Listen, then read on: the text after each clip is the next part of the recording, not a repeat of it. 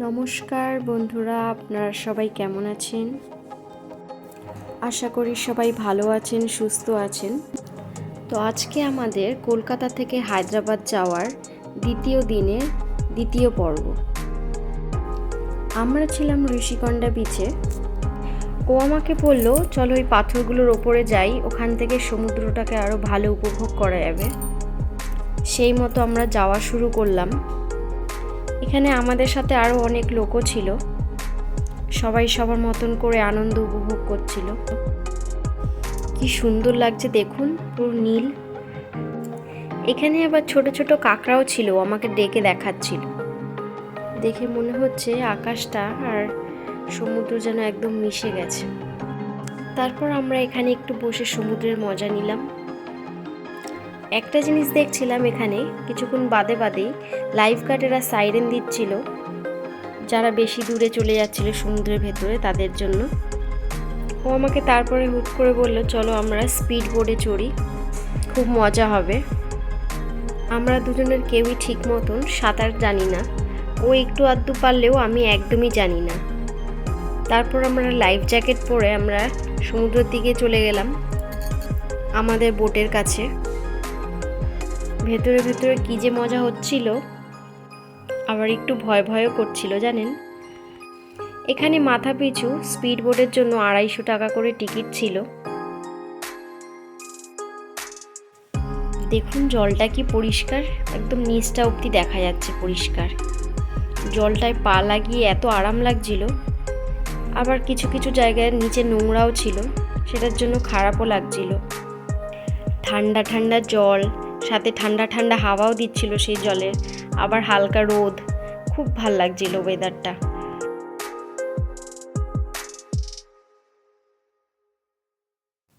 ও আমাকে তখন বলছিল যে আমরা এখানটাই দাঁড়াই, কিন্তু আমি ওর কথা শুনছিলাম না, আমি একটু ভেতরেই চলে যাচ্ছিলাম।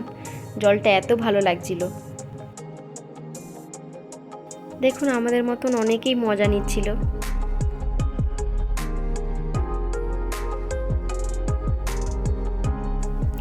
সমুদ্রের ঢেউগুলো এসে পায়ে বাড়ি খাচ্ছিল, এত ভালো লাগছিল। আবার খানিকটা দূরে দেখুন লাল লাল ফ্ল্যাগ লাগানো ছিল। অত দূর অবধি যাওয়াটাই হয়তো সেফ, ওর পরে যাওয়াটা হয়তো রিস্কের হয়ে যাবে। কিন্তু যারা যারা একটু লোকালের ছিল ওরা কিন্তু ওই লাল ফ্ল্যাগের বাইরেও ছিল।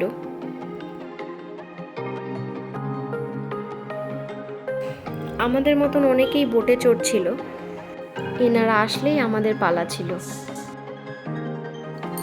আমরা দুজনেই সেরকম খুব একটা প্রস্তুতি নিয়ে আসিনি। দুজনেই ফুল প্যান্ট পরেছিলাম, তার জন্য আমাদের প্যান্টগুলো ভিজে গেছিলো নিচ দিয়ে। হুট করে বোটে চড়ার প্ল্যান হলো। এই যে আমরা এখন বোটে উঠছি। বোটে আমাদের সাথে আরও দুজন লোক ছিল, ওরাও খুব ভালো ছিল, ওরা এখানকার ছিল। ওরা আমাদেরকে রিকোয়েস্ট করলো যে একটা ভিডিও বানিয়ে দেওয়ার জন্য, কারণ আমি ভিডিও করছিলাম, তাই তাদেরকেও একটা ভিডিও বানিয়ে দিলাম আমি। পরে সেটা ওর ফোন থেকে পাঠিয়ে দিয়েছিল তাদেরকে। এখন আমরা একটু ভয়ে ভয়ে ছিলাম, আবার খুব মজা হচ্ছিল। দুজনেই খুব এক্সাইটেড ছিলাম। দেখুন কি বড় বড় ঢেউ দিচ্ছে।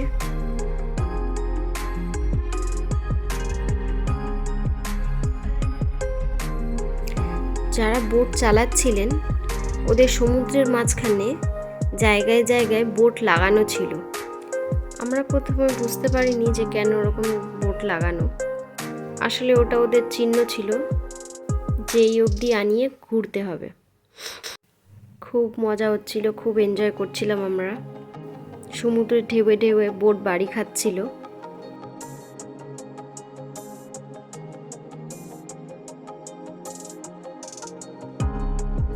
এইখান পর্যন্ত এনে উনি আমাদের আর একটা বোট দেখালো, খানিকটা দূরে ছিল।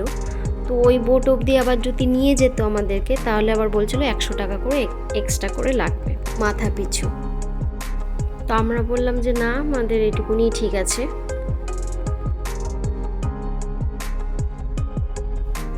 আমার তো এত ভয় করছিল, তার জন্য আমি এক হাত দিয়ে শক্ত করে ধরেছিলাম যাতে না হাত ছুটে যায়।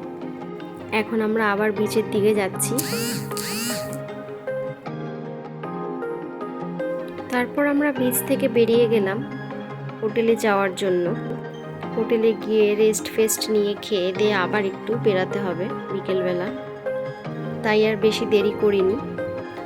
এখানে যখন বেরোচ্ছিলাম তখন বাইরে অনেক দোকান ছিল চটপটা খাবারের। তো আমি কাঁচা আম দেখে আমি আর লোভ সামলাতে পারিনি, আমি ওকে তাই বললাম যে আমি একটু আম মাখা খাবো। আমাদের 4 টুকরো আম 20 টাকা নিয়েছিল।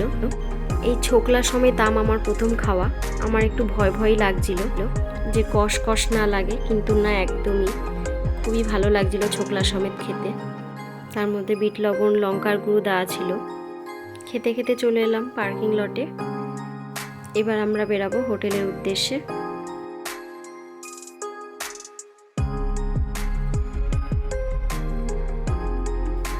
আমাদের পা পুরো ভেজা ছিল, সাথে প্যান্টও ভেজা ছিল নিচের দিকটা, আর ফুট জুতোতে পুরো বালিও ঢুকে গেছিলো।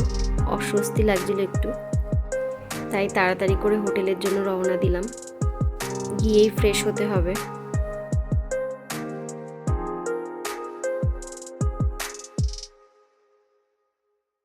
আবার আমাদের সমুদ্রের গা বেয়ে রাস্তা শুরু হলো হোটেলে যাওয়ার জন্য। এখানে আবার লোকজন ছিল না সমুদ্রের ধারে, তো আমি ওকে জিজ্ঞাসা করছিলাম কেন। ও তখন বলছিল আমাকে যে এই জায়গাগুলো হয়তো সেফ না, সমুদ্র হয়তো ডিপ আছে বা চোরাবালি আছে, তার জন্য এখানে সেরকম লোক নেই। কিন্তু দেখতে খুব ভালো লাগছিল। দেখুন এই জায়গাটা কি সুন্দর লাগছে।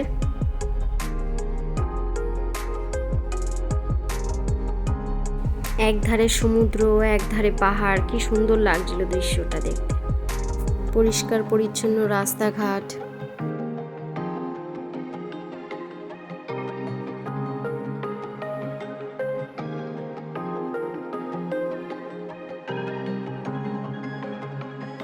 এখানে আবার জায়গায় জায়গায় মন্দিরও ছিল।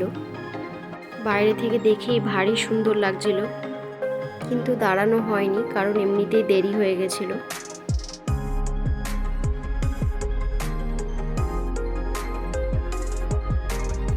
ঋষিকণ্ঠা বিচে স্কুবা ড্রাইভিংও ছিল, অনেক কিছুই ছিল করার মতন।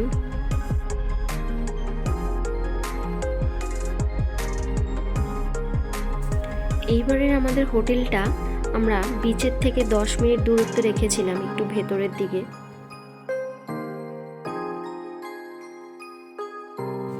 আমরা বুট পরে ঋষিকণ্ঠা বিচে গেছিলাম, তো বুটে একদম বালি ফালি ঢুকে অবস্থা খারাপ হয়ে গেছিলো বুটের।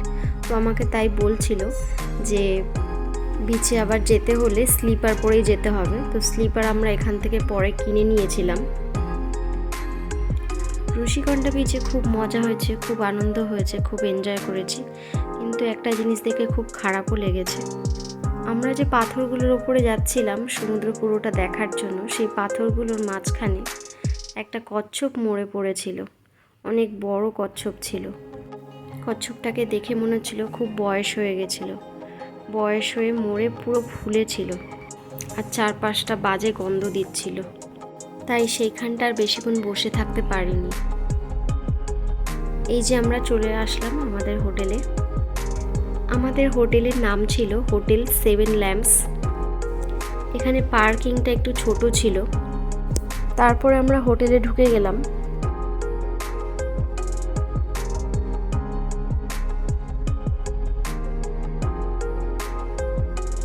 তারপর আমরা রিসেপশনের ফর্মালিটিস কমপ্লিট করে আমাদের রুমে গেলাম। এই হোটেলের ম্যানেজার আর স্টাফরাও খুব ভালো ছিল। এই হোটেলের একদিনের রেন্ট ছিল 1600 টাকা এখানেও, কিন্তু আগের দিনের হোটেলের থেকে আজকের হোটেলটা কম্পারেটিভলি খুব ভালো ছিল। এই যে আমরা এখন আমাদের রুমে ঢুকছি।